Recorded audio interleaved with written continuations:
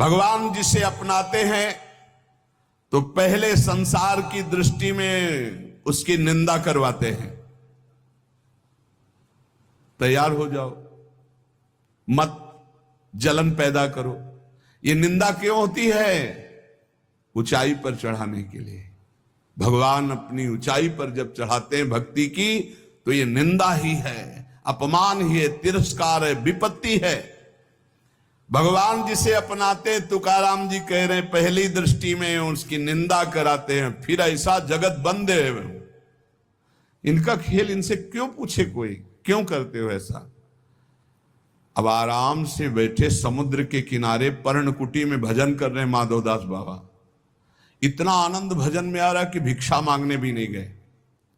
ठाकुर जी स्वयं अपने भोग की थाल ले जाते हैं, और वो कोई विक्षेप न पड़े भजन में, इसलिए दरवाजे की तरफ पीठ की हुई ऐसे भजन में बैठे।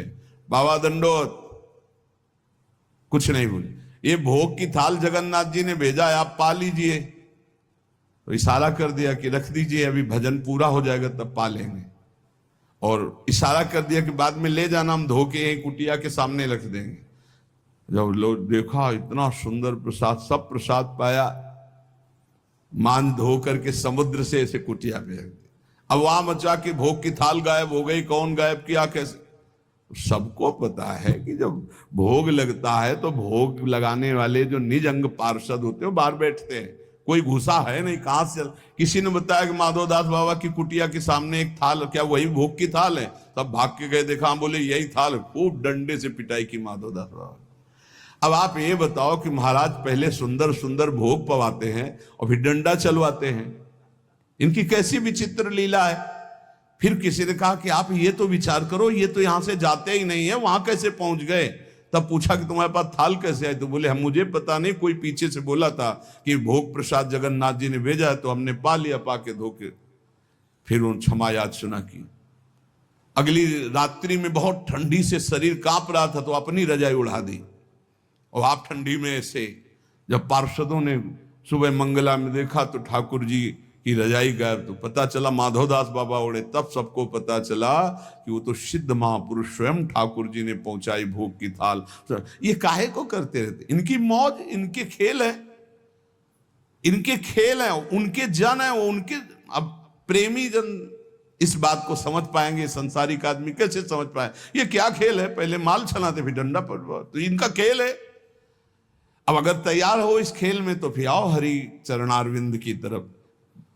तुकाराम जी कहते हैं, ये जिसे अपनाते हैं तो वंद्य होने पर भी संसार निंदे, उनकी निंदा करता है और पीछे जगत बंद बनाते हैं। इसलिए कसौटी पर कसने के लिए तैयार रहो। ऐसा वो क्यों बोला? क्योंकि हरि बुलवा रहे हैं। तो हरि क्यों बुलवा रहे हैं? तुम्हारा क्यों बोलने का अधिकार कैसे? तुम्हारा तन मन प्राण समर्पित है, तुम उनके सेवक हो, जैसे चाहे हो। वो चाहे सिंहासन पे बैठा है, चाहे रौंद दे चरणों से, उनके समर्पित है। अब क्या प्रश्न करना है? जोई जोई प्यारो करे सोई मोहि भाग। बोले वो प्यारो थोड़ी है। नहीं तो तुम्हारे चश्मा कहां गया? सर्वान वस्तुतया निरीक्ष परम स्वाराध्य बुद्धिर्मम, प्रवचन के लिए है ये क्रूरापि पापिनो न च सताम संभाष्य दृश्याश्च, ये सर्वान वस्तुतया निरीक्ष परम स्वाराध्य बुद्धिर्मम। कहां गया तुम्हारा ये चश्मा? सर्वाध्य बुद्धिर्मम, मेरे आराध्य देव है। वहां बोले चूक हो। हाँ, यही चूक सुहालो, कोई निंदा अपमान करने वाला और नहीं। कौन है? मेरा ठाकुर। मुस्कुरा के कि पहचान पाओ तो पहचान लो, और पहचान गए तो कह रहे जगत बंद है। जिसकी निंदा वही जगत बंद है। अंगीकार जाचा केला नारायणे, निंदते ही तेणे वंद केले। जिसे भगवान श्री हरि अंगीकार करते हैं, पहले विपत्ति, अपमान, तिरस्कार, निंदा करवाते हैं। चाहिए तैयार हो जाओ भाई। जैसे आर्मी में नहीं तैयार करते हैं, पानी से निकलना हो तो कैसे निकलोगे, रस्सी की इतनी ऊंचाई चढ़ना है, इतनी दौड़, इतनी लंबाई, इतना ये। ऐसे ही भगवत पार्षद पद है, निंदा, अपमान, तिरस्कार, इससे निकलना होगा। बोले हाँ तैयार, तो बोले चलो। तो कभी बढ़िया प्रशंसा, मान, सम्मान, तो कभी अपमान, कभी सुख, कभी दुख, कभी लाभ, कभी हानि। इतना परिपक्व पार्षद, तब वो परम पद का अधिकारी होता है।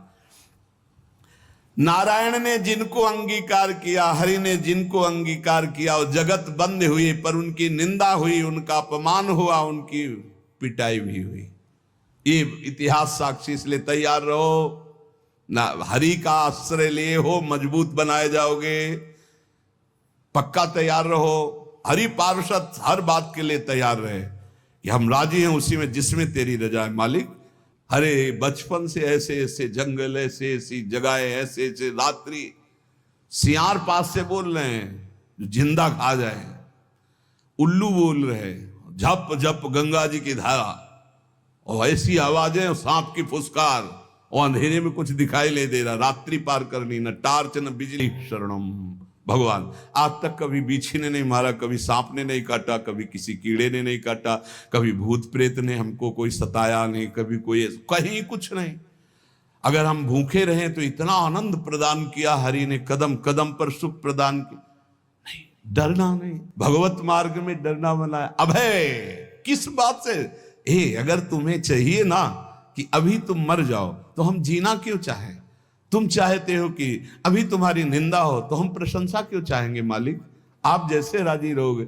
आप चाहते हो अस्वस्थ रहो तो हम स्वस्थ रहना क्यों चाहेंगे?